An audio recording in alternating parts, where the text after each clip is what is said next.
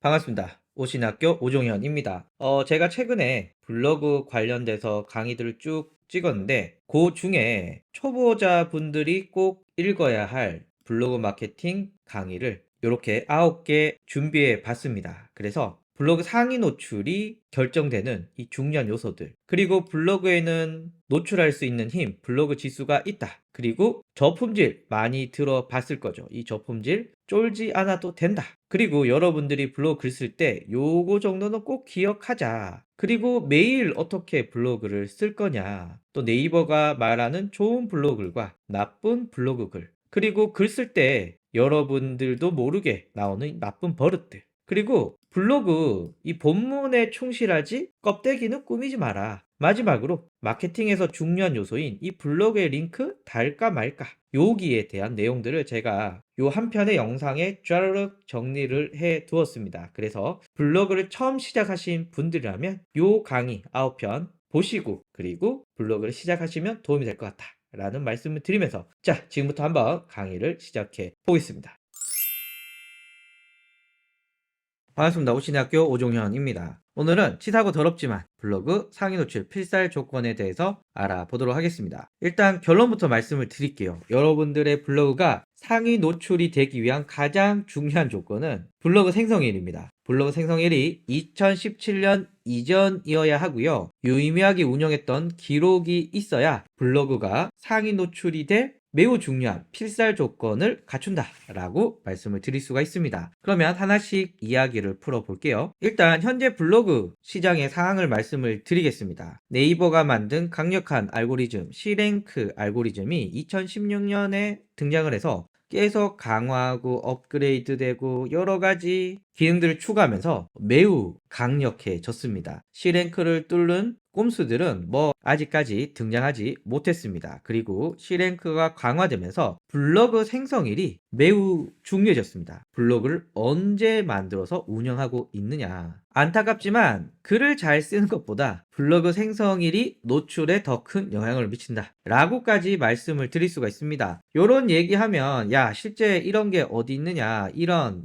말 안 되는 얘기가 어디 있냐 라고 하시지만, 아마도 블로그를 1년 이상 운영해 보신 경험자들에게 물어보시면 맞아, C랭크 블로그가 되려면 블로그 생성일이 매우 중요해, 이런 이야기 하십니다. 그래서 새로 만든 블로그는 노출은 될 수 있지만 우리가 보통 말하는 유의미한 키워드, 예를 들면은 월간 조회수 1000회 이상인 키워드, 경쟁이 심한 키워드, 이런 메인급 키워드들은 새로 만든 블로그로는 노출이 절대 되지 않습니다. 유의미한 키워드들은 2017년 이전에 만들었던 블로그로 포스팅을 해야 노출이 되고요. 극단적인 비교지만 새로 만든 블로그에서 엄청나게 좋은 걸 썼어. 생성일이 2017년 이전에 만든 블로그로 거지 같은 글을 썼어. 이렇게 하더라도 2017년 이전에 만든 블로그가 더 상위에 노출이 될 가능성이 높습니다. 이걸 아는지 대행사에서도 블로거들을 모집할 때 요 기준을 내세웁니다. 예를 들면 여기는 알바 천국으로 블로거들을 모집하는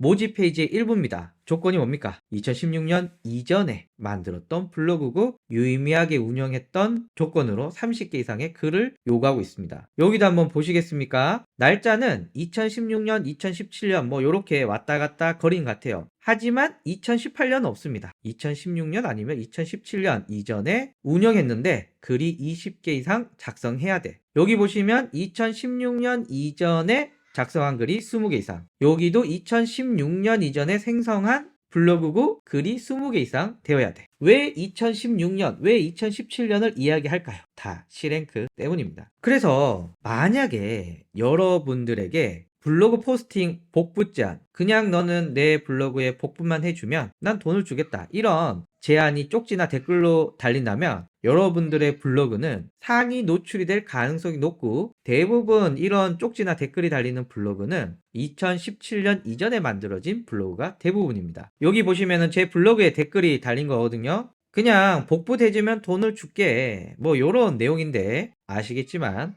요거 많이 쓰면 블로그 죽습니다. 여기서 중요한 건 이 사람들이 여러분한테 이런 글을 남겼다는 건 여러분들 블로그 괜찮다는 거죠. 요건 쪽지인데요. 너 블로그 글 보고 글을 남겼어. 네 거는 2017년 이전에 만든 좋은 블로그니 내가 주는 글을 복붙해 주면 좋겠다 라는 내용을 담았습니다. 요거 하시면 안 된다. 그러나 요런 글이 달렸다는 건 여러분들의 블로그가 괜찮은 블로그다. 그럼 이런 상황에서 여러분들은 어떻게 해야 되느냐? 일단 여러분들이 직접 블로그를 운영을 하려고 한다라고 한다면 블로그 생성일이 가장 오래된 블로그부터 운영해라. 2016년, 2017년 이전에 만든 블로그가 있다. 그러면은 그 블로그로 운영하는 게 제일 좋고요. 그러나 그런 블로그 없다라고 한다면 내가 가진 것 중에 최대한 블로그 생성일이 오래된 거, 옛날 거를 골라서 운영해 주시는 게 좋습니다. 실제로 한 치과에서 블로그를 만들어서 운영하다가 노출이 안 되었습니다. 그런데 때마침 그 치과의 실장님 블로그가 2015년부터 그냥 한 달에 한 건, 두 건 정도 소소하게 글을 올리는 이런 블로그였어요. 그래서 병원 원장님이 실장님에게 돈을 주고 그 블로그를 샀고, 그리고 그 블로그에 포스팅을 했을 때 예전 병원 블로그에서는 절대 상위 노출시킬 수 없었던 게시글들이 블로그 생성일이 오래된 블로그에 비슷하게 포스팅을 했을 뿐인데 상위 노출이 되더라고요. 그래서 여러분들이 블로그를 만들어야 된다 라고 하신다면 생성일이 오래된 블로그부터 찾아서 운영을 해라. 막 만들었어. 이런 블로그는 거의 뭐 상위 노출하기 어렵다. 자, 그리고 블로그 체험단을 모집할 때도 글 잘 쓰고 뭐 이런 것도 물론 중요하지만 블로그 생성일이 오래된 분들 중에 글 잘 쓰고 노출도 잘 되는 분들을 선발해라. 블로그 생성일이 우선이다. 마지막으로 주의사항 말씀드리고 끝내도록 하겠습니다. 일단 요즘 같은 경우에 블로그가 저품질이 한번 빠지면 거의 안 살아납니다. 저품질도 잘 안 생기지만 한번 저품질이 되면 죽거든요. 그러면 저품질이 잘 안 생기는 가운데서도 잘 죽는 조건이 뭐냐? 요겁니다. 복붙 알바, 블로그 포스팅 알바 이런 거 절대 해주지 마시고요. 그리고 돈을 아무리 많이 준다고 해도 블로그 대여는 여러분들의 블로그의 수명을 닳게 하는 굉장히 나쁜 일입니다. 그래서 여러분들의 블로그가 소중하다. 그리고 2016년, 2017년 이전에 만든 블로그다 라고 한다면 절대 대여해주지 말고 복붙 알바 하지 말아라 라는 내용 말씀드리면서 마치도록 하겠습니다. 감사합니다.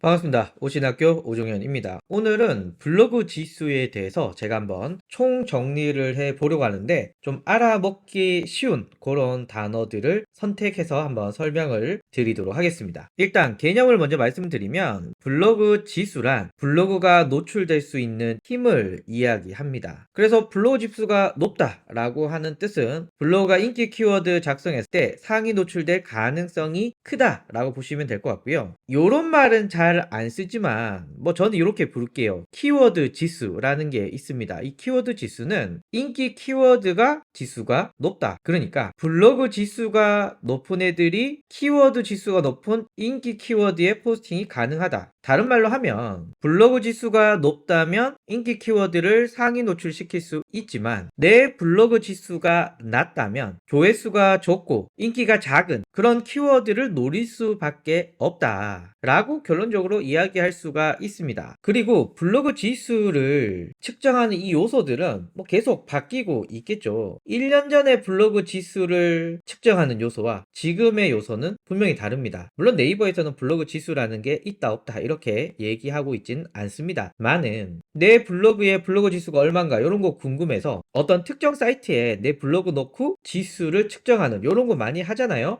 유료도 있고 무료도 있고 뭐 다양하더라고요. 그런데 이 특정 사이트에서 너 점수 얼마야? 뭐 너는 무슨 블로그야? 최적화 블로그 뭐 몇 단계? 뭐 C랭크 블로그 이렇게 나오는데 이거 정확하지 않습니다. 그냥 대략 요런 정도가 되는구나 라는 참고 정도는 할 수 있을지 몰라도 이게 나의 정확한 블로그 지수이다 이렇게 말할 수는 없습니다. 그냥 특정 사이트에 나오는 점수들은 참고만 할 뿐 실제 그렇지 않을 수 있다 라는 이야기 드리고요. 블로그 지수 이야기하려면 네이버의 간단한 알고리즘 알고리즘에 대해서 이야기할 필요가 있습니다. 현재 두 가지가 중요한데요. 하나는 C랭크입니다. 많이 들어보셨죠? 특정 주제에 대해서 지속적으로 오랫동안 좋은 글을 쓰게 되면 네 블로그는 잘 노출이 돼 라는 건데요. 이러다 보니까 제가 앞에서 말씀드렸던 글 있죠. 블로그 생성일이 노출에 굉장히 중요한 역할을 한다. 지금도 이렇습니다. 두 번째는 다이아. 이 C랭크가 너무 블로그 생성일과 운영 기간에 힘을 주다 보니까 막 블로그를 시작하신 분들은 노출에 불리한 차별을 당하는 경우가 있겠죠. 그걸 방지하기 위해서 만든 겁니다. 키워드에 맞는 형식의 포스팅을 진행하면 블로그 생성일, 블로그 운영 기간과 상관없이 노출 잘 시켜줄게 라는 알고리즘이고요. 그러다 보니 오리지널 컨텐츠, 그러니까 네이버에 반영된 적이 없는 좋은 글, 좋은 이미지 이런 것들이 잘 반영이 되고 어딘가 뺏긴 것 같아, 아니면 원래 있던 글을 약간 수정했다, 이런 유사 문서들은 노출이 잘 안 되는 특징들이 있고 후기성 컨텐츠가 강화되는 특징들이 있습니다. 그리고 C랭크, 다이아 이렇게 제가 두 개를 말했지만 C랭크가 힘이 훨씬 세다라는 말씀 드리고요. 자, 이제 블로그 지수를 성장시키는 방법에 대해서 이야기를 하도록 하겠습니다. 요거는 제가 이전에 썼던 블로그 글 쓰는 강의를 한번 보시면은 훨씬 더 쉽게 이해를 하실 건데요. 일단 네이버 알고리즘에 맞게 포스팅을 하게 되면은 블로그 지수는 상승합니다. 물론 매일매일 좋은 글을 쓰면 좋지만 일주일에 한 두세 번 정도 쓰는 것도 초반에는 나쁘지 않는 것 같아요.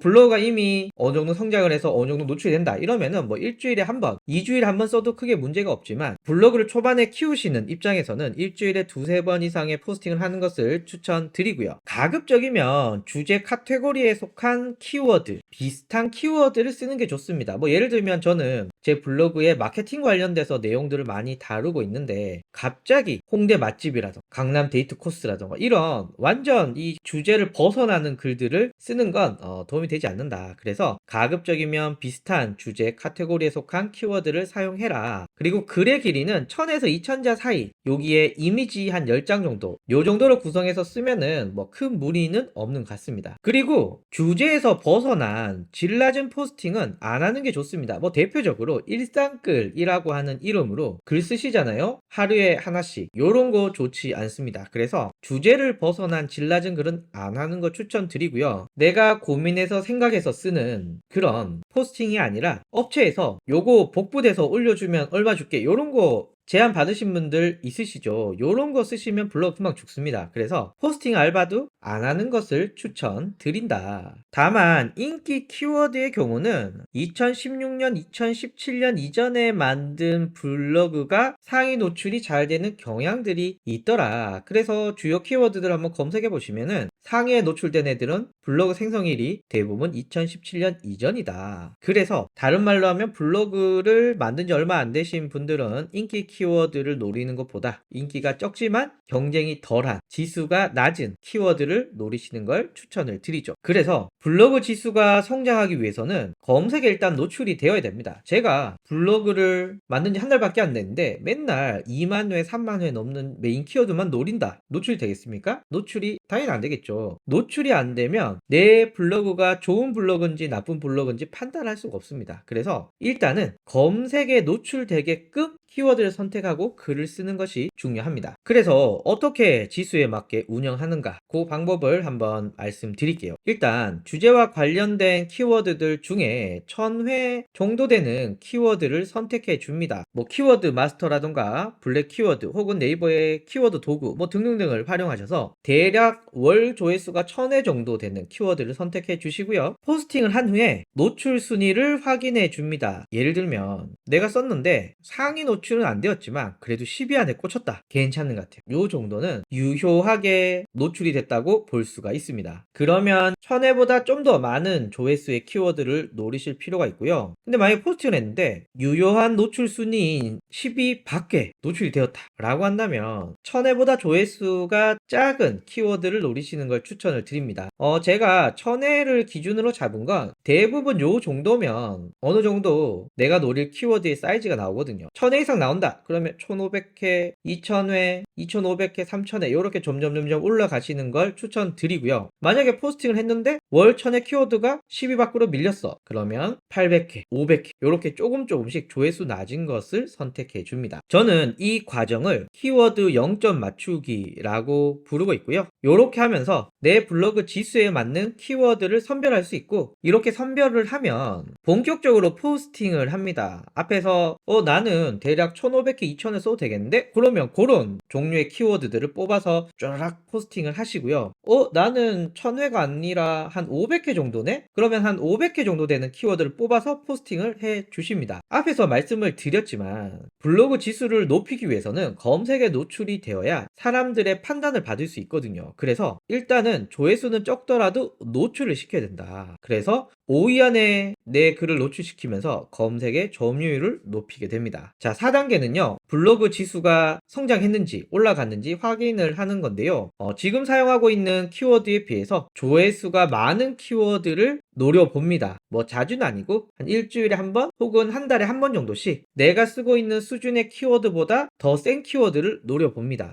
근데 노출이 됐어. 그러면은 내가 자주 작성할 키워드의 수준이 올라가는 거죠. 1500회에서 노출이 잘 되다가 한 2500회 썼는데 노출이 돼. 그러면 내 블로그의 수준은 2500회가 되는 거죠. 그런데 1500회 쓰다가 2500회 썼는데 노출이 안 돼. 그러면 또 지금 수준의 키워드를 계속 포스팅하면서 일주일에 한 번이나 한 달에 한 번씩 포스팅을 해서 성장을 했는지 확인을 해 보는 겁니다. 마지막으로 지속적인 포스팅인데요. 앞에서 말한 내 수준에 맞는 키워드를 지속적으로 포스팅하고 일주일에 한 번 혹은 한 달에 한 번씩 내 수준보다 높은 키워드를 선택해서 성장을 했는지 확인을 하고, 이렇게 3, 4단계를 번갈아 가면서 진행을 하면서 블로그는 운영되게 됩니다. 다시 강조를 드리지만 여러분들의 게시글이 검색에 노출이 되어야 방문자의 판단을 받고, 그래야 여러분들의 블로그는 평가받고 지수가 올라갈 수가 있습니다. 가급적이면 체류 시간을 길게 만드는 노력을 하셔야 되는데요. 뭐 대표적으로 글을 길게 쓴다거나 글 안에 동영상을 넣는다거나 아니면 글 안에 다른 블로그 링크를 넣는다거나, 이렇게 해서 내 블로그에서 바로 빠져나가지 않도록 고객을 잡아두는 것이 중요합니다. 그리고 다이아 알고리즘으로 인해서 어디서 베껴온 컨텐츠들보다는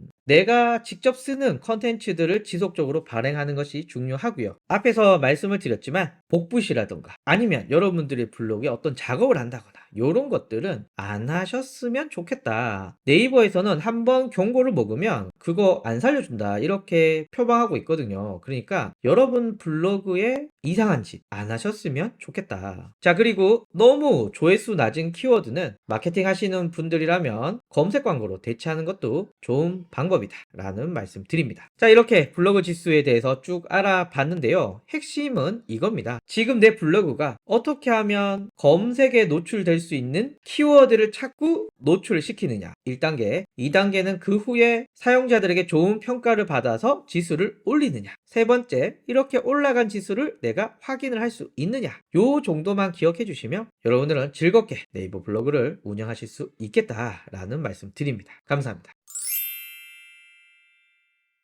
반갑습니다. 오신의학교 오종현입니다.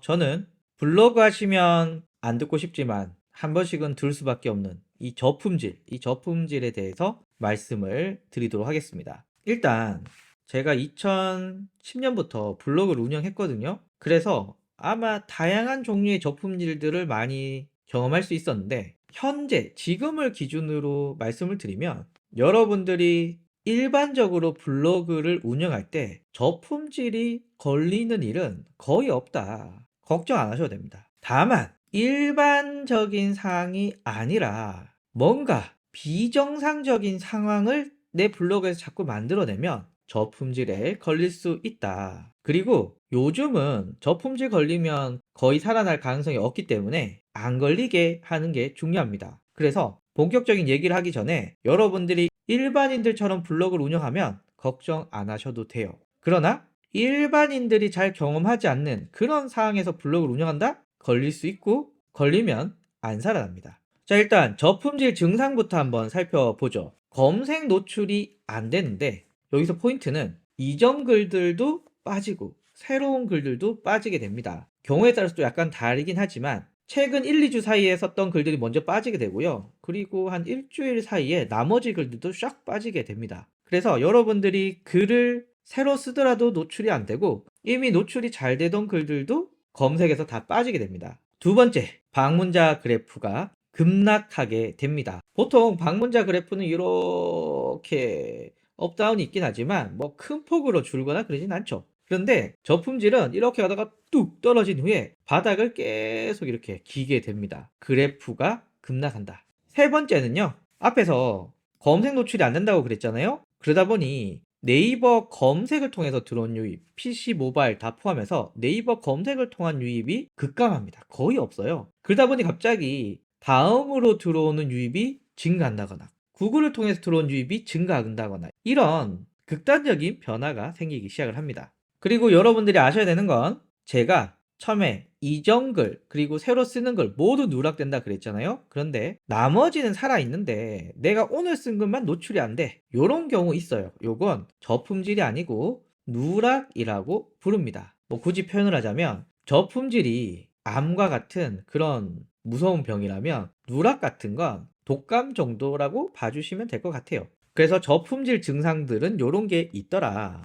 자, 그러면 여러분들이 자연스럽게 궁금해하실 내용이죠. 왜 저품질이 걸릴까? 뒤에서 말씀을 또 드리겠지만 일반인들이 안 쓰는 방법으로 운영할 때 저품질이 무조건 걸리게 됩니다. 뭐 마케팅 좀 한다고 이 남들이 안 쓰는 이런 거 있잖아요. 이런 거 쓰시는 분들이 꼭 걸리게 됩니다. 그런데 난 그런 거 잘 모르고 그냥 블로그에 글만 써. 이런 분들은 잘 안 걸립니다. 대표적으로 비정상적인 로그인인데요. 요게 뭐냐면 그냥 예시 몇 가지를 얘기해 보면 방금 서울에서 로그인을 했는데 한 1분 후에 부산에서 로그인해. 아니면 베트남에서 로그인을 해. 이렇게 로그인이 좀 이상하잖아요. 일반적으로 이런 일이 잘 없죠. 혹은 한 컴퓨터에서 네이버 아이디 10개가 로그인 로그아웃을 하면서 글을 써. 이것도 일반적이지 않죠. 아니면 VPN이라고 지금 내가 쓰는 IP를 회피해서 나는 지금 경기도에서 글을 쓰고 있는데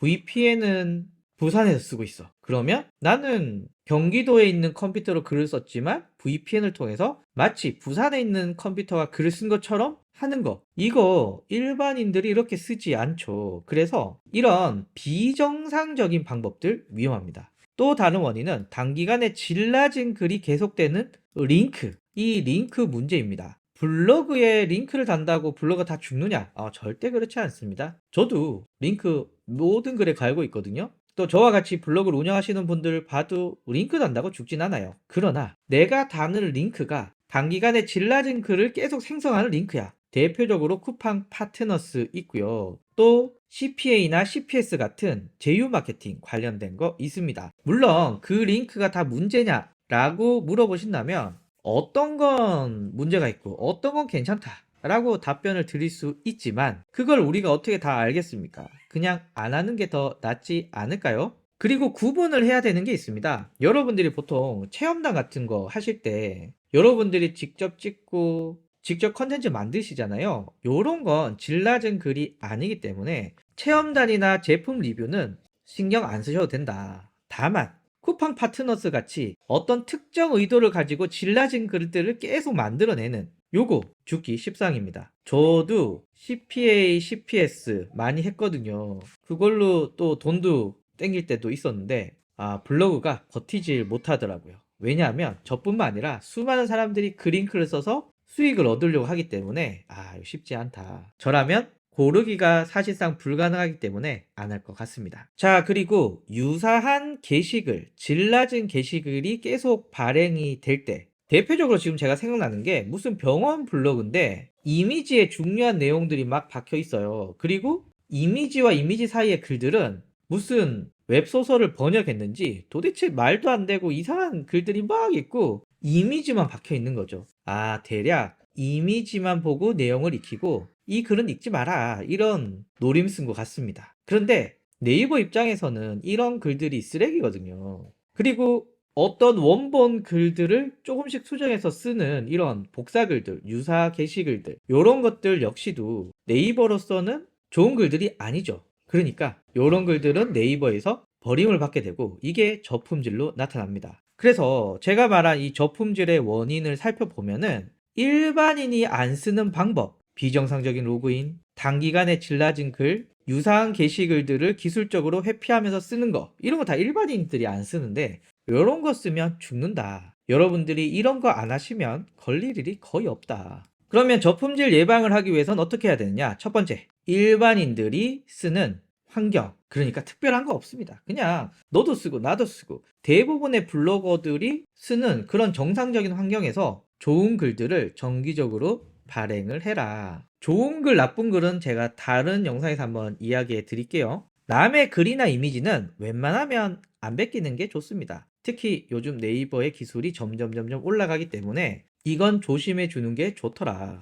세 번째, 요거 혹하지 않습니까? 내 블로그를 그냥 일반인들처럼 운영하면 6개월, 7개월 걸리는 걸 이 방법을 쓰면 2개월 만에 해.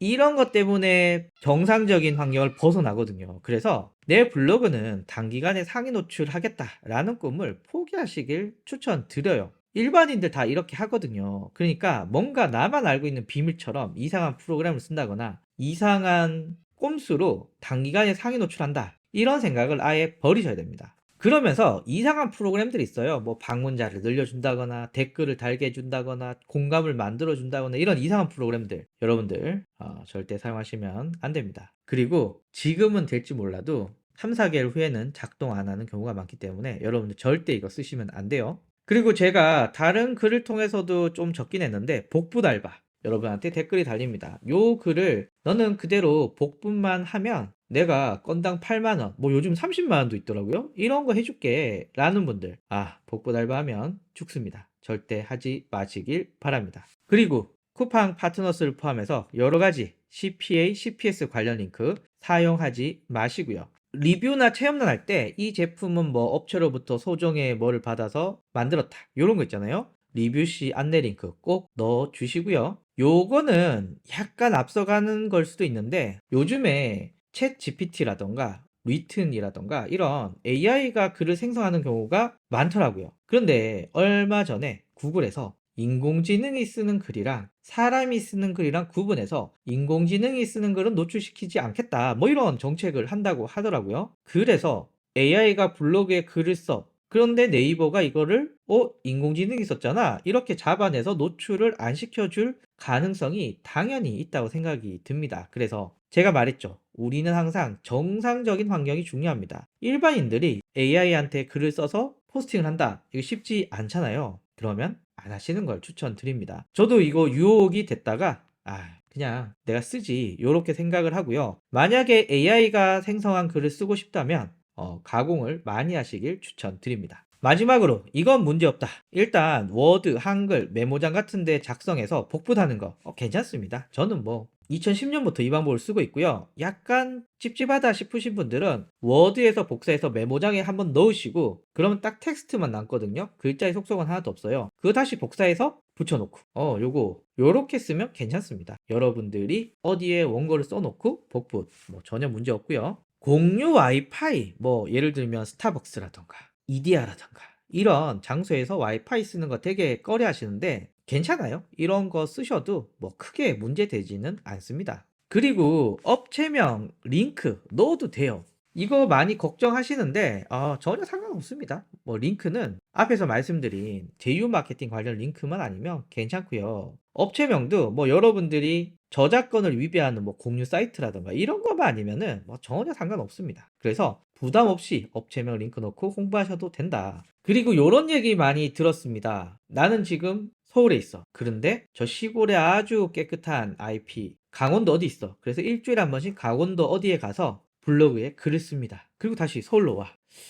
왜 이렇게 하는지는 모르겠는데 어떤 특정 장소에 글을 써야 노출이 잘 되고 저품질이 안 돼, 이런 거 말씀하시는 분들이 있는데 별로 상관이 없습니다. 그냥 다양한 장소에서 글을 써도 된다. 그래서 정리하면 일반적인 상황에서는 저품질이 걸리지 않아요. 그런데 여러분들이 유튜브 영상 이런 거 보시고 뭐 블로그 방문자를 늘리려면 이런 꼼수를 써? 아니면 이렇게 로그인하면 효과가 더 좋아? 댓글 공감을 어떻게 하면 더 늘릴 수 있지? 아니면 품앗이를 어떻게 할까? 요런 거 있잖아요. 요런 거는 지금 상황에서는 맞지 않는 것 같아요. 저는 안 할 것 같습니다. 그래서 여러분들은 그냥 이렇게 생각해 주시면 됩니다. 그냥 블로그 정상적으로 운영하시는 분처럼 운영하면 저품질 걱정 없다.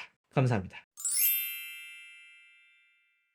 반갑습니다. 오신의학교 오종현입니다. 오늘은 노출이 되는 블로그 글 쓰는 기본 공식에 대해서 말씀을 드리려고 합니다.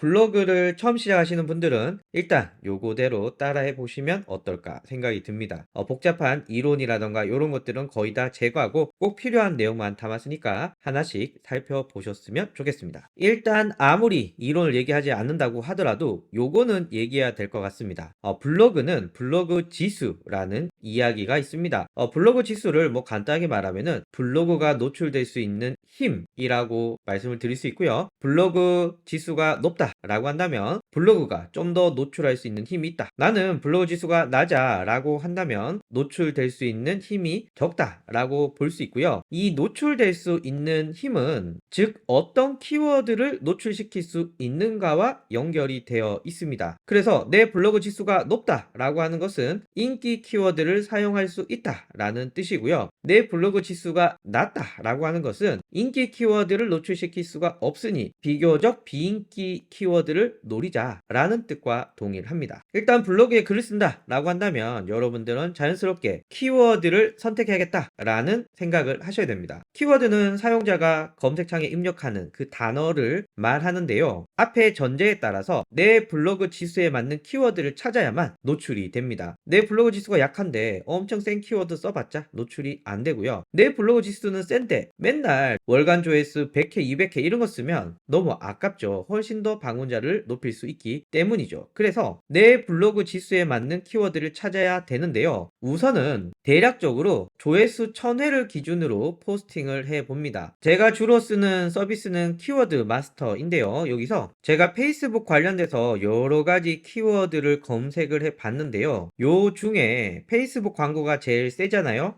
그런데 내 블로그로 일단 이게 노출될 수 있는지 없는지를 잘 모르겠어 라고 한다면 저는 대략 요 페북 광고 요 정도 키워드를 먼저 포스팅을 해 볼 것 같아요. 그래서 대략 조회수 1000회, 1000회보다 좀 많아도 되고 좀 적어도 되지만 일단 기준선을 잡아서 그 키워드로 포스팅을 해 줍니다. 그래서 만약에 A 키워드가 노출이 된다 라고 한다면 또 다른 키워드를 찾는데요. 요 키워드는 1000회보다 높아야 되겠죠. 여기서는 제가 페북 광고로 포스팅을 했는데 떴어. 그러면 그 다음에 노릴 수 있는 키워드는 뭔가요? 예, 여기서는 일단 페이스북 광고 라이브러리가 잡히네요. 요것도 포스팅 해봐. 노출이 돼. 그러면은 페이스북 광고까지 치고 나갈 수가 있겠죠. 한 번에 페북 광고를 해도 되지만 일단 내 블로그 지수를 모르기 때문에 어떤 기준선을 잡고 거기에 노출이 되면 좀 더 높게, 좀 더 높게, 좀 더 높게 요렇게 올라가는 거죠. 그러나 노출이 안 된다. 내가 기준선을 1000회를 잡았는데 노출이 안 돼. 그러면 다음 키워드로 잡는 것은 조회수가 1000회보다 작은 키워드, 1000회보다 작은 키워드를 골라서 포스팅을 해줍니다. 여기서는 페북 광고를 했는데 노출이 안 돼.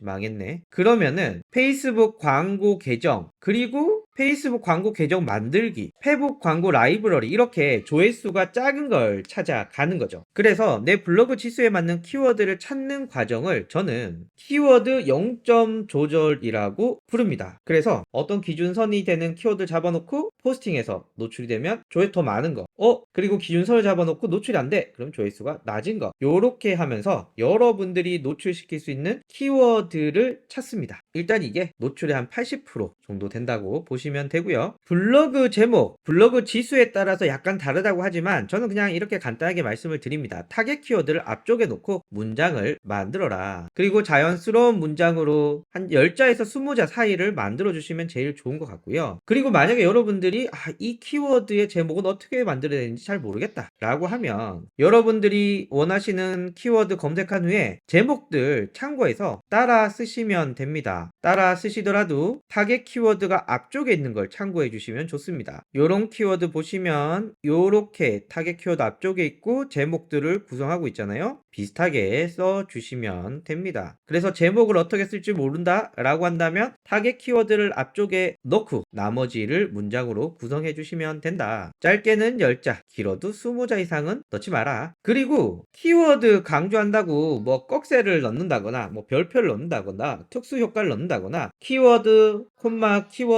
당근막 키워드 이렇게 넣는다거나 이런 거 안 하시는 걸 추천드리고요. 그리고 업체명, 뭐 오신의 펜션 이런 것들 글 쓸 때마다 계속 반복해서 넣는 거 이런 거 좋지 않습니다. 그래서 블로그 제목 만들 때 포인트는 타겟 키워드를 앞쪽에 놓고 문장은 10자에서 20자, 그리고 제목 만들기가 좀 어렵다 라고 하면 다른 사람이 쓴 블로그를 참고해라. 자, 이렇게 제목을 작성하셨으면 다음으로는 본문을 작성하셔야 되는데요. 본문만큼 할 얘기가 없는 것도 없습니다. 왜냐하면 과거에 비해서 공식 이런 게 없기 때문입니다. 요 정도만 지켜주시면 돼요. 대략 1000자에서 2000자 정도 자연스럽게 작성을 해 주시면 되고요. 네이버 글자 수세기에 들어가서 여러분들이 작성한 텍스트를 넣어보면은 공백을 제외하고 몇 자 정도 되는지 나옵니다. 저는 기본적으로 여기서 1000자에서 2000자 정도 포스팅을 하고 있고요. 요거보다 작게 써도 되고 많이 써도 되는데 저는 요 정도 기준으로 작성을 하고 있습니다. 어떻게 쓰는지는 뭐 요 정도로 말씀을 드릴 수 있지만 조심해야 될 거 몇 가지 있습니다. 네이버는 기본적으로 새로운 글을 좋아합니다. 그래서 기존의 글을 베끼거나 비슷하게 포스팅을 하면은 네이버의 유사문서 시스템에 의해서 노출이 밀리거나 아예 노출이 되지 않을 수도 있습니다. 참고로 내가 남의 글을 베끼는 것도 유사문서고요. 내 글을 내가 베끼는 것도 유사문서입니다. 그리고 자연스럽게 본문을 작성을 했는데 타겟 키워드 요거 본문에 몇 개 넣어야 되냐 이런 거 많이 물어보시는데 그냥 3번에서 5번 정도로 자연스럽게 녹여 주셔도 됩니다. 과거에는 뭐 100자마다 한 번씩 넣어라 뭐 이런 것도 있고요. 어떻게 했을 때 어떻게 넣어라 이런 조건들이 있었는데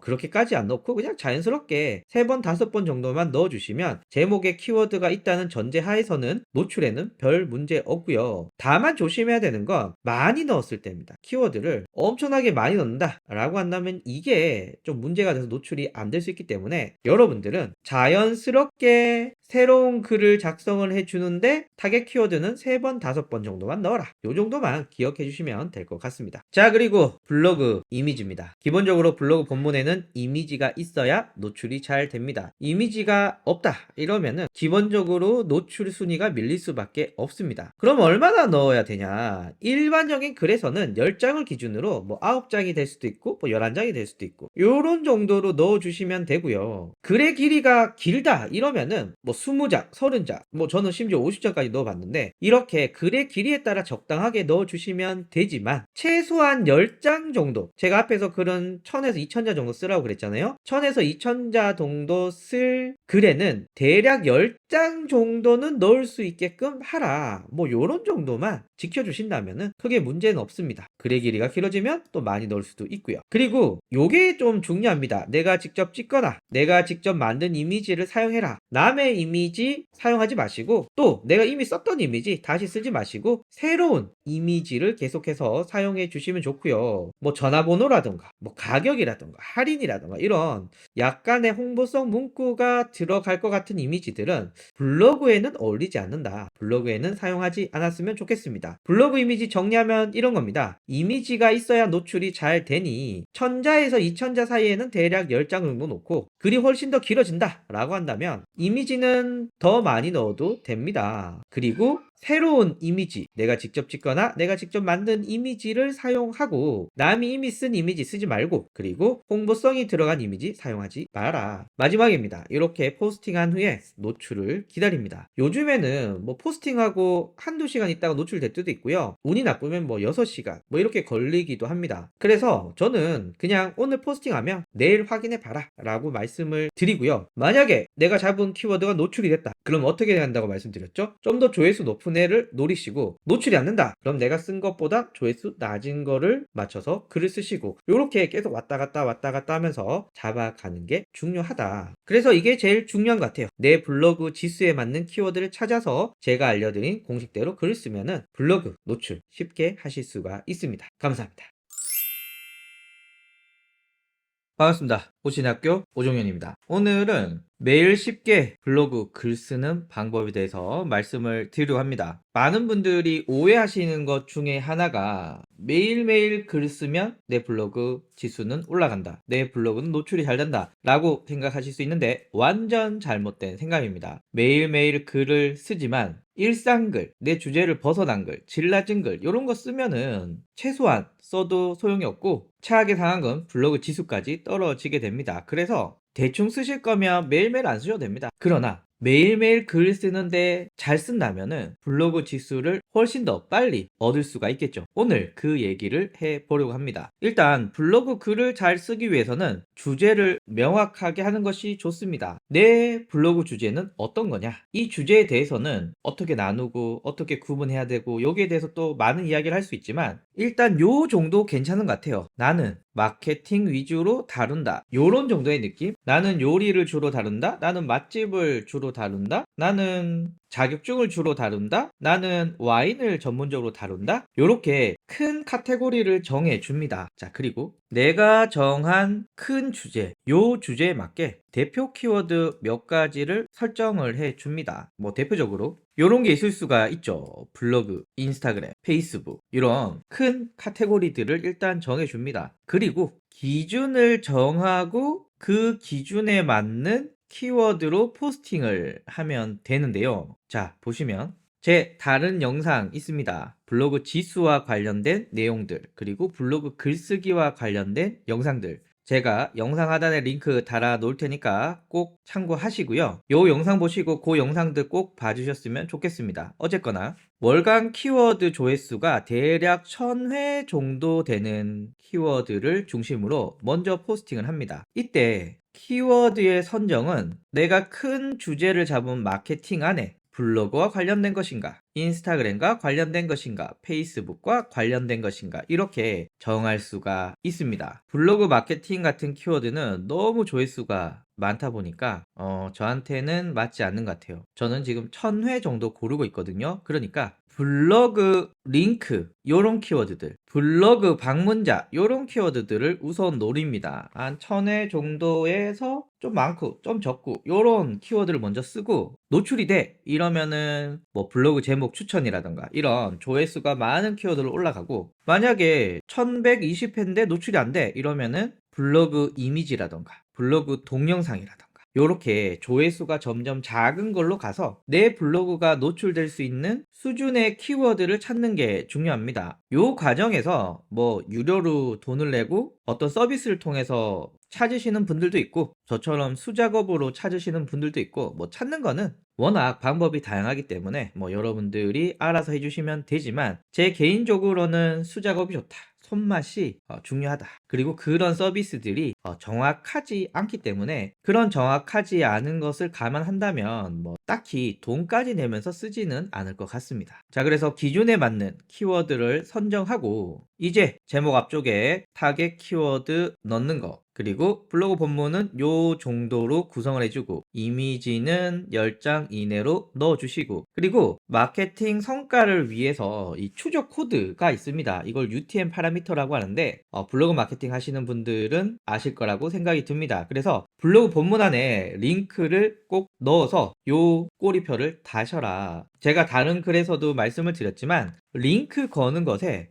너무 쫄지 마라. 걱정 안 하셔도 된다. 자, 이제 마지막으로 블로그에 포스팅을 하시는 여러분들을 위한 정신교육 준비했습니다. 일단 첫 번째, 개수가 중요한 게 아니라 퀄리티가 중요합니다. 제가 매일이라고 얘기를 했지만 뭐 매일 안 하셔도 돼요. 하지만 제가 앞에서 여러 가지 말씀을 드렸잖아요. 거기에 맞춰서 하나하나씩 쓰시는 게 중요하고 최소한 일주일에 두세 개 정도는 써주셔야 네이버 검색에 내 글이 노출이 되고 판단을 받을 수가 있습니다. 그런데 너무 잘 안 써. 그러면 네이버 검색에 노출이 안 되니까 판단을 받을 수가 없고요. 또 너무 질 낮은 글을 써. 그 역시도 네이버 검색에 노출이 안 되니까 판단을 받을 수가 없습니다. 그래서 퀄리티가 좋은 글을 검색에 노출시키는 게 중요하다. 다음으로 완벽한 글을 쓸 필요는 없다. 무슨 뜻이냐면 우리가 무슨 문학 작품을 만들 것도 아닌데 뭐 블로그 한 편에 연구 자료까지 첨부해가면서 막 이렇게 하는 건 좋지 않은 것 같아요. 왜냐하면 어떤 글이 있잖아요. 시간이 지나면 이 글은 내려가고 새로운 글이 들어옵니다. 또 새로운 글은 또 지나가겠죠. 그러다 보니 너무 한 편에 열정과 에너지를 쏟으시면 어차피 밀리거든요. 그래서 그런 열정과 에너지는 여러분들의 홈페이지 혹은 여러분들의 쇼핑몰 이런 데 쏟으시고, 블로그는 좀 힘을 빼고 약간 어설픈 부분이 있더라도 그냥 감안하고 쓰시는 겁니다. 좀 틀리면 어떻습니까? 그래서 저는 완벽한 글을 쓸 필요는 없다.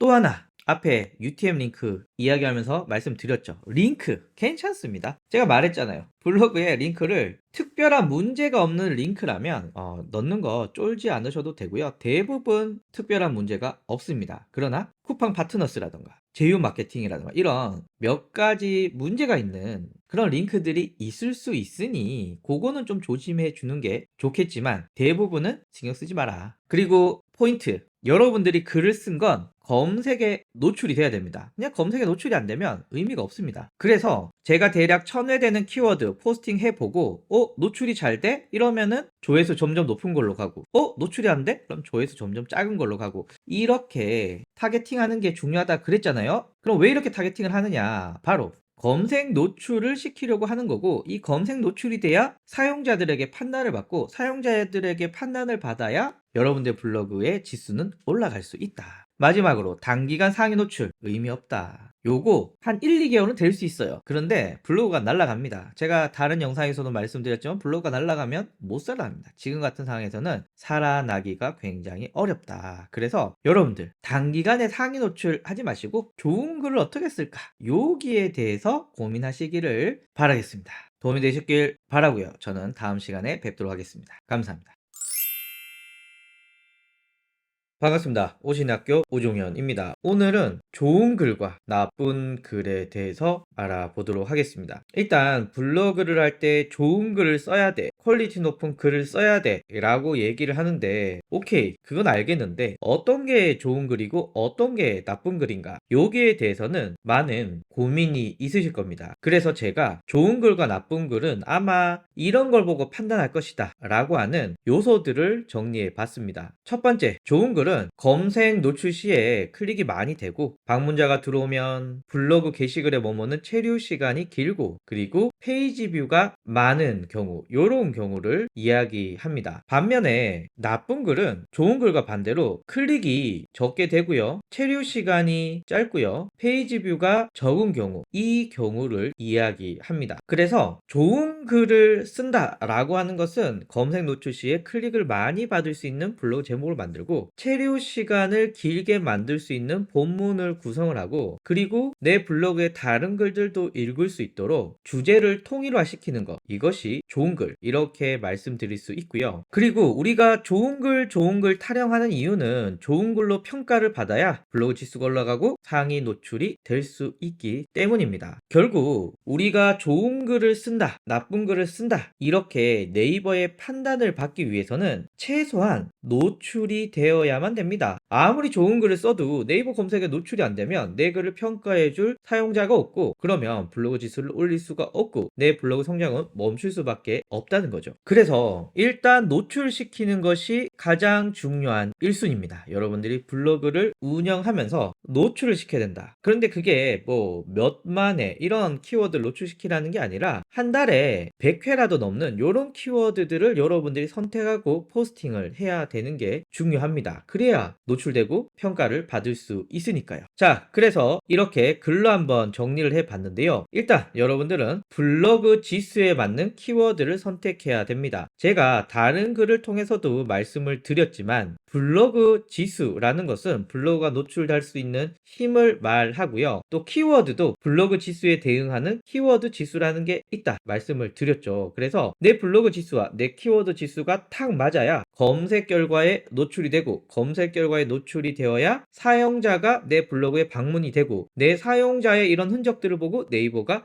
이 블로그 좋은 블로그구나 라고 하면서 지수들을 점점 상승시켜 줍니다. 반면에 여러분들이 블로그 지수가 있는데 이보다 훨씬 센 키워드 지수가 훨씬 센 이런 키워드를 사용했다 라고 하면 검색 결과에 노출이 되지 않고 검색 결과에 노출이 되지 않으면 사용자가 오지 않고 사용자가 안 오면 네이버 검색으로부터 정확한 판단을 받기는 사실상 불가능하다. 그러면 블로그의 성장은 멈춰져 있는 거죠. 그래서 블로그 지수에 맞는 키워드를 선택하는 것이 너무너무너무 중요하고요. 그리고 본문은 요 정도 써주는 거 괜찮은 것 같아요. 본문은 1000자에서 2000자, 이미지는 10장 내외로 작성을 해주고 그리고 무엇보다도 중요한 것이 직접 작성한 글과 이미지가 매우 아주 중요합니다. 그래야만 여러분들의 블로그가 최소한 노출이 되어서 네이버로부터 좋은 지수를 받을까 나쁜 지수를 받을까를 판단할 수 있는 조건이 된다는 거죠. 사용자에게 평가받는 것이 네이버에게 평가받는 거와 같은 말입니다. 자, 그러면 사용자에게 평가받는 항목은 뭐가 있을까요? 검색 시에 통합 검색에서 클릭을 받을 것인가? 그런데 이거는 뭐 제가 볼 때는 크게 걱정하지 않으셔도 돼요. 왜냐하면 일반적으로 1위 있는 놈이 제일 많이 클릭을 받습니다. 2위는 다음, 3위는 다음 이렇게고요. 정말 특별한 경우가 아니면 3위가 1위보다 클릭을 많이 받는다?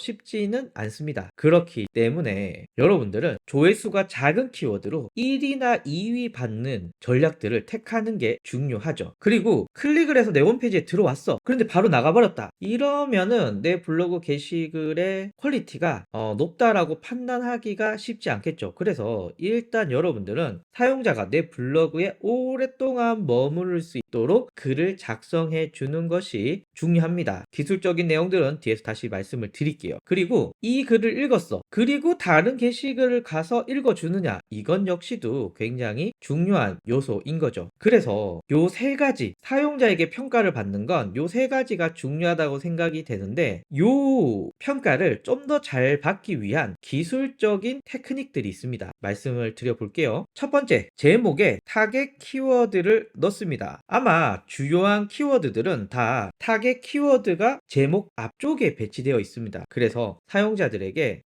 네가 찾는 게 지금 이게 맞아 라고 하는 인식을 주기 위해서죠. 그래서 제목 앞쪽에 여러분들이 노출시키고자 하는 타겟 키워드를 넣어주세요 라는 말이고요. 키워드와 관련된 핵심 내용들을 글 시작에 배치를 하는 겁니다. 뭐 예를 들면 블로그에 링크를 달아도 되냐 안 달아도 되냐 이런 내용으로 사용자가 들어왔어요. 그러면 앞부분에 블로그에 링크는 달아도 되지만 이런 걸 주의해야 돼요. 뭐냐 하면 이렇게 이야기가 진행이 돼야지, 만약에 블로그란 무엇일까? 블로그는 뭐와 뭐의 합성어로 옛날부터 이렇게 많은 분들이 사용을 해왔고, 이런 쓸데없는 얘기를 앞부분에 배치하게 되면 이탈을 할 수밖에 없겠죠. 그래서 키워드, 제목에 사용할 이 키워드와 직접적으로 관련 있는 내용을 앞쪽에 배치해야 합니다. 그리고 본문과 관련 있는 이미지나 동영상 넣으시는 거 중요하고요. 특히나 이 제품의 이미지가 중요한 경우들, 혹은 작동 방법 이런 게 중요한 경우 동영상 넣는 것도 굉장히 효과적이라고 생각이 들고요.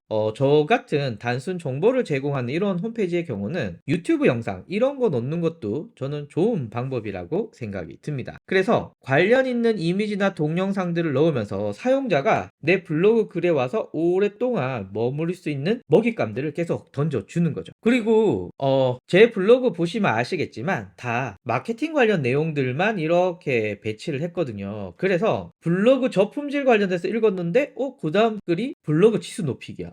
블로그 지수 높이기 읽다 보니까 좋은 글 나쁜 글 구분하기래. 이렇게 자꾸 관련 글들을 보면서 내 블로그에 오랫동안 머무를 수 있고 페이지도 증가해. 이러면 좋은 글이겠죠. 그런데 보고 이 글 별론데 하고 이탈도 높은데 다른 글도 아예 안 읽어. 그래서 한 명의 방문자가 오면 하나밖에 안 읽고 나가. 이런 경우는 네이버에서 네 블로그 좋은 글이라고 할 수는 없는데 라고 판단할 수가 있겠죠. 그래서 관련 있는 주제로 지속적으로 포스팅을 할 수도 있고, 저처럼 본문 자체에 아예 요런 게시글들을 삽입하는 경우도 많이 있습니다. 그래서 여러분들 관련 내용을 쭉 적어놨다면 뭐 이전 글에 제가 이런 거 포스팅했으니 참고해 주세요 이런 식으로 넣는 거 저는 좋은 전략이라고 생각이 듭니다. 그리고 네이버에는 지도라던가 책이라던가 영화 이런 네이버의 다양한 기능들이 있거든요. 이런 기능들은 뭐 여러분들이 적절하게 활용을 해 주셔도 좋을 것 같아요. 그래야 체류 시간이 증가하니까요. 자, 그래서 정리하면은 위에 제목에 타겟 키워드 넣고 키워드와 관련된 핵심 내용을 글 시작에 배치하고 본문에 관련 있는 이미지 동영상을 넣고 이전 게시글을 본문에 또 삽입을 하고 네이버의 다양한 기능들을 활용해 라고 하는 것은 어떤 기준들을 마련해 주면서 요 기준에 맞게 글을 쓰면 여러분들의 블로글이 좋아져 라고 하는 약간 영양제 느낌의 내용입니다. 물론 이대로 안 써도 되지만 요 정도를 지켜줬을 때 글이 안 좋을 수 없다. 그래서 이런 기술적 내용들을 여러분의 블로그에 적용을 하신다면 검색에 노출이 되고 사용자의 평가를 받아서 네이버에 평가까지 받고 지수가 올라간다. 다만 주의사항이 있습니다. 짧은 시간에 많은 글을 작성하려고 하거나 이미지에 막 핵심 내용들을 넣어서 하는 경우 있어요. 뭐 가격이라던가 시술 내용, 할인 내용 이렇게 쓰시는 방법들, 그리고 방문자를 높이기 위해서 이슈에 따라서 포스팅하는 거, 요런 것들은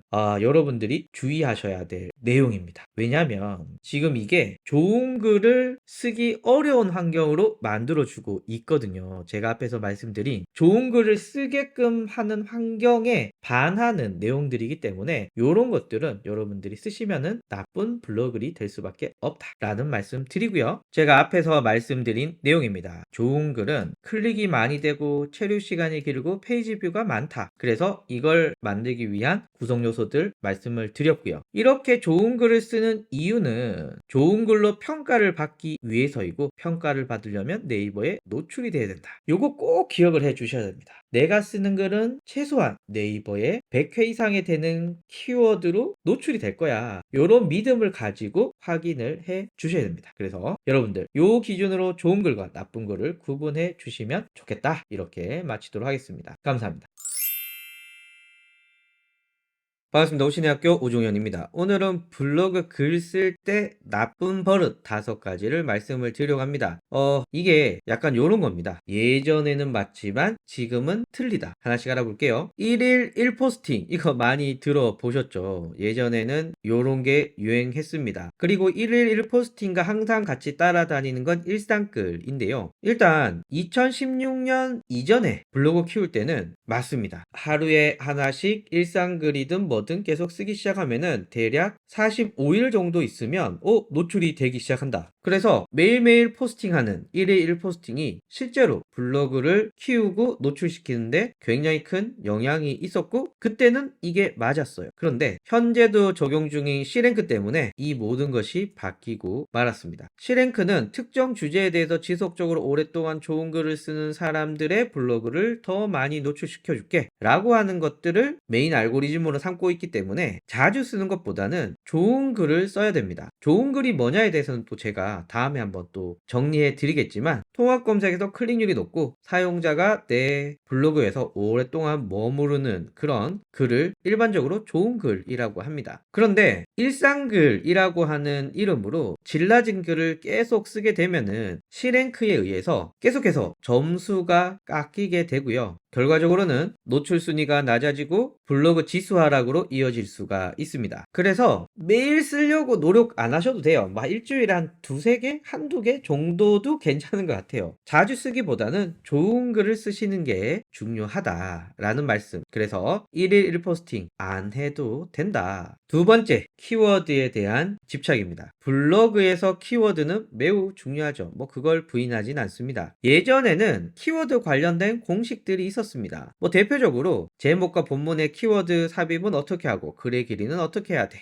라는 거 있고요. 좀 더 디테일하게 들어가시는 분들은 첫 100자 안에 노출시키고 싶은 키워드를 어떻게 밀집해서 넣어라 이런 내용도 있을 정도로 키워드는 본문에 몇 개를 써야 돼 라고 하는 공식들이 많았습니다. 그런데 앞에서 말씀드렸던 C랭크, 이 C랭크 알고리즘이 적용되고 나서부터는 본문에 키워드를 2개를 넣든 10개를 넣든 20개를 넣든 노출에 큰 변화가 없습니다. 그래서 그냥 기본적으로 제목에 1개, 본문에 한 3개에서 4개 정도만 넣더라도 여러분들이 글을 쓰고 노출시키는 데는 전혀 문제없다 라고 보시면 됩니다. 그래서 일부러 본문에 키워드를 많이 넣지 마라. 그냥 말 그대로 여러분들 쓰고 싶은 자연스러운 글을 써주시면 되고, 요 정도의 굉장히 러프한 기준만 지켜주시면 뭐 자유롭게 쓰셔도 됩니다. 그래서 본문에 키워드를 뭐 몇 개를 넣어야 돼 뭐 이런 것들은 크게 신경 쓰지 않아도 된다. 자, 그리고 방문자의 집착입니다.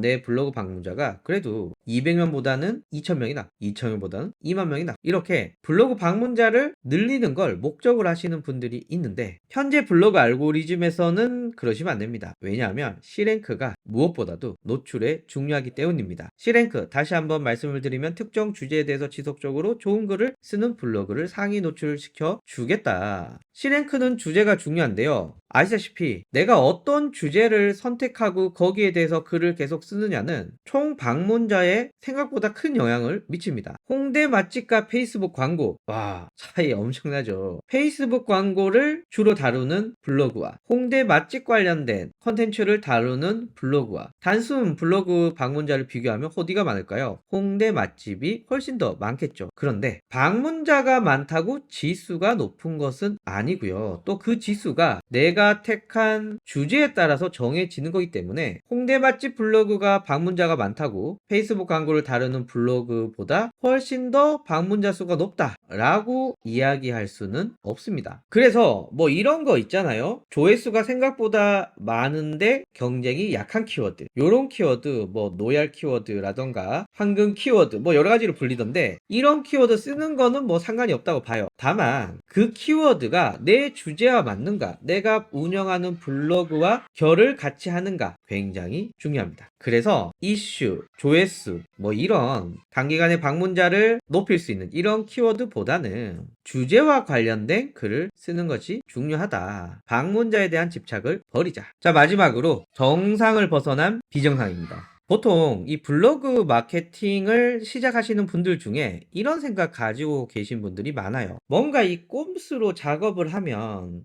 좀 더 상위 노출이 잘 되지 않을까? 꼼수 방법이 없나? 이런 거 생각하시는데, 제가 볼 때는 그런 꼼수는 결과적으로 저품질로 이어질 수밖에 없습니다. 그래서 VPN, 내 컴퓨터는 한 대이지만 마치 컴퓨터가 여러 대인 듯, 혹은 나는 지금 경기도에 있지만 서울의 어떤 지역에서 글을 쓰는 듯, 이렇게 네이버를 속이는 행위, 요런 것들 뭐 괜찮다, 깨끗하다, 뭐 문제없다 이런 분들도 있지만 제 경험상 오래 쓰면 죽을 가능성이 큽니다. 굳이 VPN 왜 쓰는지 모르겠습니다. 안 쓰는 거 추천드리고요. 또 이 강의 같은 거 하면 이 우리끼리 으쌰으쌰 댓글도 달고 서로 이웃도 하고 공감도 눌러주고 뭐 이런 거 하시는데, 이런 거 도움되지 않습니다. 안 하시는 거 추천드리고요. 그리고 제가 볼 때는 여러분들 막 블로그 돌아다니면서 내 블로그도 방문해 주세요 이런 거 있잖아요. 이런 거 안 하셔도 됩니다. 뭐 크게 노출에 영향이 없습니다. 오히려 이런 댓글 품앗이 작업들, 이런 것들은 어뷰징으로 블로그 노출에 치명적인 문제가 있을 수 있다. 그리고 또 많이 하는 게 이미지 세척이라고, 이미지가 있죠. 뭐 헤더 바꾸고 막 이렇게 해가지고 마치 새로운 이미지인 것처럼 하는 거, 제가 볼 때는 추천하지 않습니다. 이것도 당장은 통할지 모르겠지만 장기적으로 봤을 때는 굉장히 위험하다. 그리고 질 낮은 번역글, 뭐 번역에서도 많이 쓰더라고요. 네이버에서 잡아낸다. 그래서 그냥 일반 사람들이 포스팅 하듯이 글을 쓰는 게 좋습니다. 뭔가 남들이 모르는 꼼수로 뭔가 블로그를 운영한다. 지금은 이런 방법들은 좋지 않다. 자, 그래서 블로그 글 쓸 때 나쁜 버릇 5가지를 알아봤고요. 궁금한 거 있으시면 댓글로 남겨주시면 영상으로 답변 드릴 수 있도록 하겠습니다. 감사합니다. 블로그 꾸미기에 대해서 말씀을 드릴 건데요. 일단 결론부터 말씀을 드리면, 블로그 꾸미는데 너무 많은 에너지, 시간, 돈 투자하실 필요가 없다라는 말씀 드립니다. 왜냐하면 어차피 검색에서 들어오시는 분들은 안 보기 때문입니다. 일단 제 블로그입니다. 만약에 사용자들이 제 블로그를 보려면 어떻게 올까요? 일단 페이스북 광고 관리자를 검색해서 딱 봤더니 어라? 얘가 있네? 들어가게 되면 어떻습니까? 눈치채셨습니까? 블로그의 게시글로 바로 가게 되고 상단에 있는 타이틀, 껍데기는 보이지가 않아요. 바로 여기 들어갑니다. 그럼 사용자가 이렇게 게시글을 읽지, 갑자기 위로 스크롤 올리면서 이 블로그는 정말 신뢰도가 높은 블로그구나, 이렇게 들어오지는 않습니다. 자, 본문에 제 블로그 링크를 또 달았거든요. 클릭을 하면 역시나 게시글로 바로 가지 상단에 타이틀이 나오지가 않습니다. 그렇기 때문에 타이틀 예쁘게 꾸며봐도 소용이 없는데 제가 사실은 굉장히 중요한 얘기를 안 하고 있습니다. 제 블로그 게시글에 절반 이상은 모바일로 들어오시는데요. PC와 마찬가지로 페이스북 광고 관리자를 검색해서 뷰 영역에 제 블로그 클릭을 하면 이렇게 나오게 됩니다. 여기서는 뭐 블로그의 타이틀이고 위젯이고 나오는 게 없습니다. 이게 그냥 끝이에요. 하단에 오게 되면 애드 포스트용 광고 그리고 이 카테고리의 내용 그리고 없습니다. 끝. 역시 모바일에서 클릭을 해보면 역시 이렇습니다. 그래서 검색으로 들어오는 PC와 모바일 모든 유입에서 타이틀은 전혀 보이지 않고요. 주로 방문자가 들어오는 블로그의 경우는 위젯까지도 보이지가 않는다. 보통 블로그 대문이라고 하잖아요.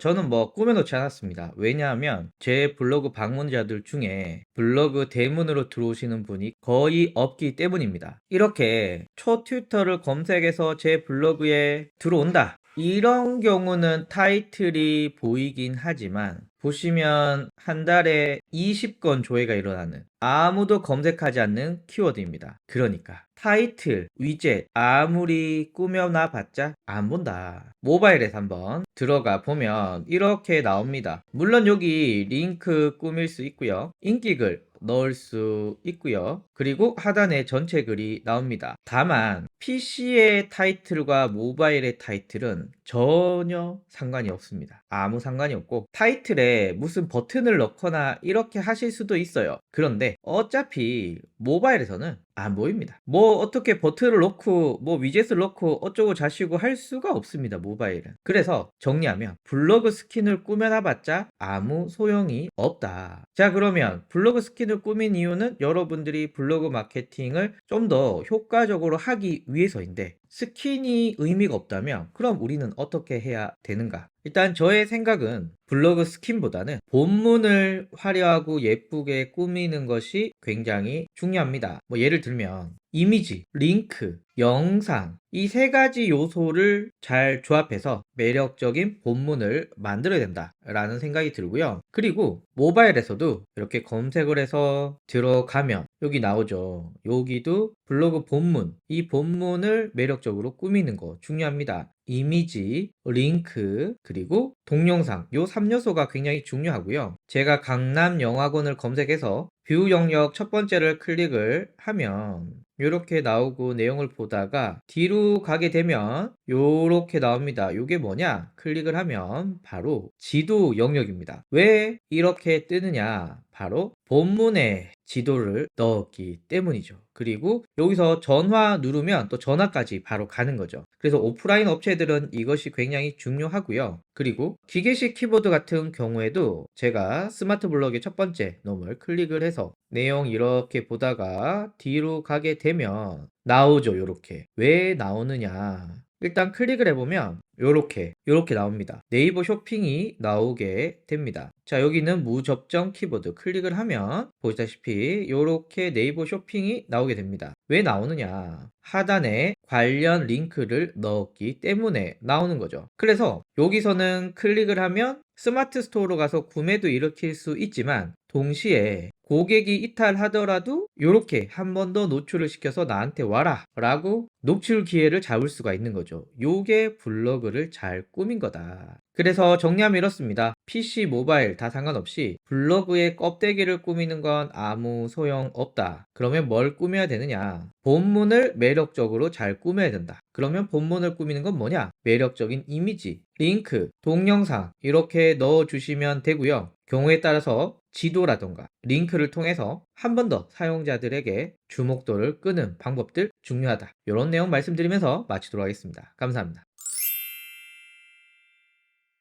반갑습니다. 오신의 학교 오종현입니다. 오늘은 블로그에 링크를 달아도 되는가? 여기에 대해서 이야기를 드리려고 합니다. 일단은 블로그에 링크를 달아도 되냐? 여기에 대해서는 굉장히 굉장히 많은 이야기들이 있고요. 또 이게 개인적인 경험에 의해서 또 많이들 이야기하십니다. 그래서 제가 한번 제 경험을 중심으로 정리를 쭉 해봤고요. 제 블로그 이외에도 다른 분들의 블로그를 이용하면서 경험했던 것까지 말씀을 드리려고 하니까 재밌게 봐주셨으면 좋겠습니다. 일단 블로그의 링크는 달아도 뭐 큰 상관은 없습니다. 왜냐하면 전 지금까지 웬만한 게시글에는 다 블로그 링크를 달아왔고요. 또 컨설팅을 하는 업체들 역시도 블로그에 링크를 달고 있고, 체험단을 진행하는 업체들도 링크를 달고 있어요. 제 블로그 게시글인데요. 클릭을 해서 페이스북 관련돼서 링크도 달았고, 제 다른 블로그 게시글도 링크 달았고, 이렇게 제 홈페이지도 링크 달았습니다. 그리고 이런 제품 관련 키워드에도 클릭을 하면 여기 링크 달았고요. 클릭을 하면 링크로 이동하게 됩니다. 얘만 그러냐? 여기도 보면 클릭하면 링크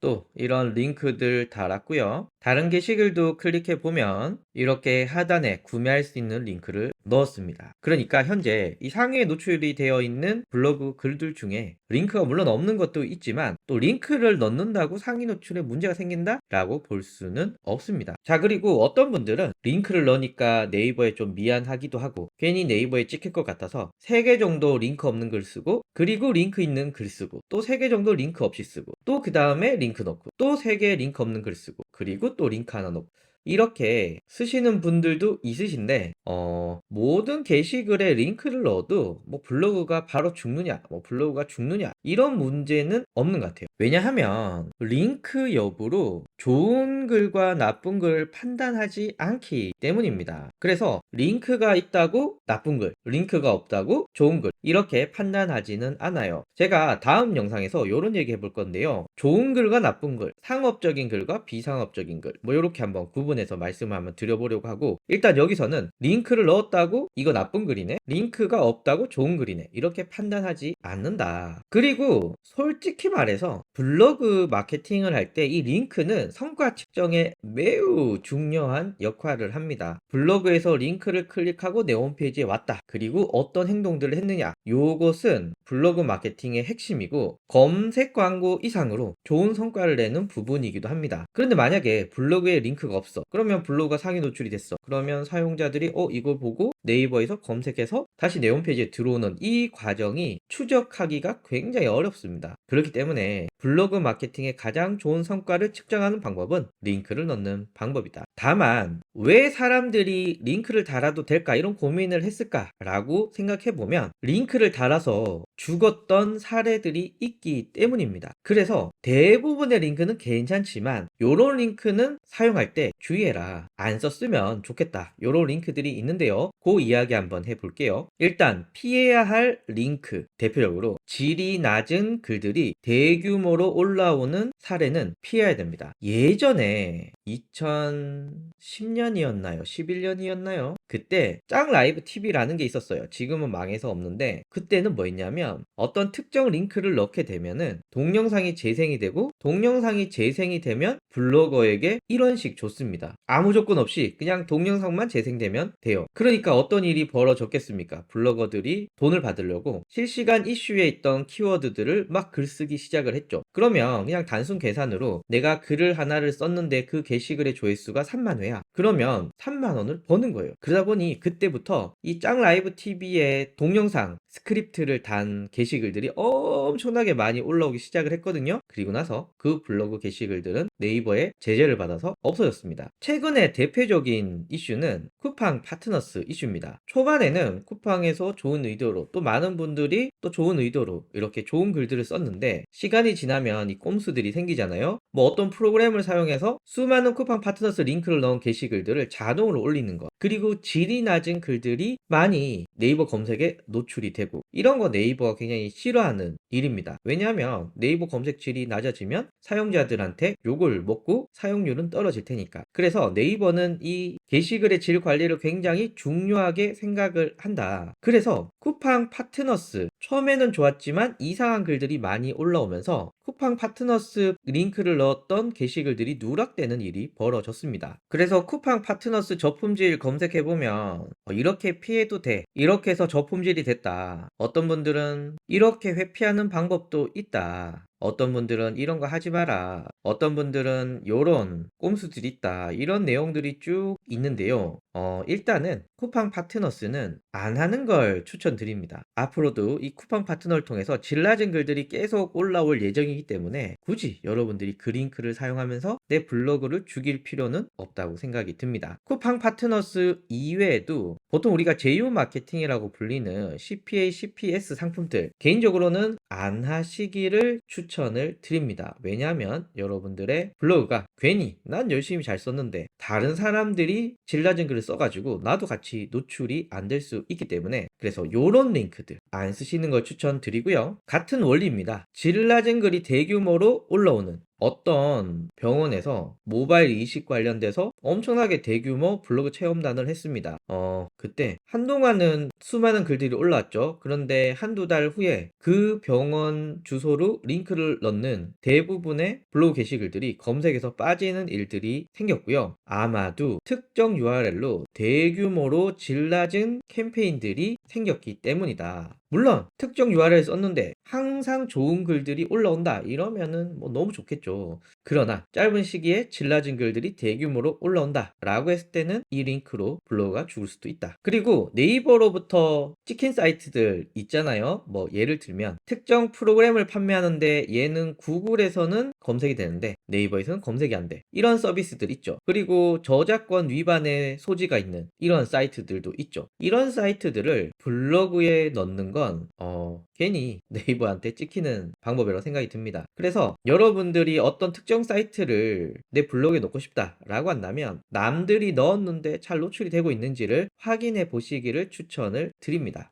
마지막으로 포워딩 사이트인데요. 이 포워딩이 뭐냐면 블로그에서 나는 분명히 A 사이트로 갔는데 원래 A 사이트에 있어야 되잖아요. 근데 자동으로 B 사이트로 넘어가는 거예요. 이걸 포워딩이라고 합니다. 그러니까 블로그에 남긴 주소는 A 사이트인데 실제 사용자가 간 건 B 사이트야. 이 사용자를 낚은 거잖아요. 쿠팡 파트너의 회피 방법들, 이렇게 내 홈페이지가 네이버에 찍혀서 네이버에 잘 노출이 안 될 때 이런 분들이 많이 쓰는 게 이 포워딩 방법입니다. 이건 역시도 네이버한테 찍힐 수 있기 때문에 포워딩 사이트의 링크라면 사용하지 않기를 추천드립니다. 제가 여러분들한테 주로 이야기하는 것 중에 하나가, 만약에 여러분들이 정상적인 환경에서 블로그를 운영한다 라고 한다면 뭐 큰 문제는 생기지 않는다. 링크도 마찬가지입니다. 정상적인 활동을 하신다면은 이 링크 걱정하지 않아도 됩니다. 그러나 이 링크로 인해서 네이버에게 질 낮은 글들이 계속 생성이 된다. 쿠팡 파트너스처럼 이렇게 되면은 이런 링크는 제재 대상이 될 수 있기 때문에 여러분들의 블로그에 안 쓰시기를 추천드립니다. 뭐 회피 방법이 있고 뭐 이렇게 돌리면 된다라고 했는데 사실 그거 말고도 블로그로 돈 벌 방법들이 너무 많기 때문에 굳이 쿠팡 파트너스를 블로그에 넣으면서 목숨을 걸어야 된다. 뭐 이런 생각도 듭니다. 그래서 정상적인 환경에서는 걱정하지 않아도 된다. 감사합니다.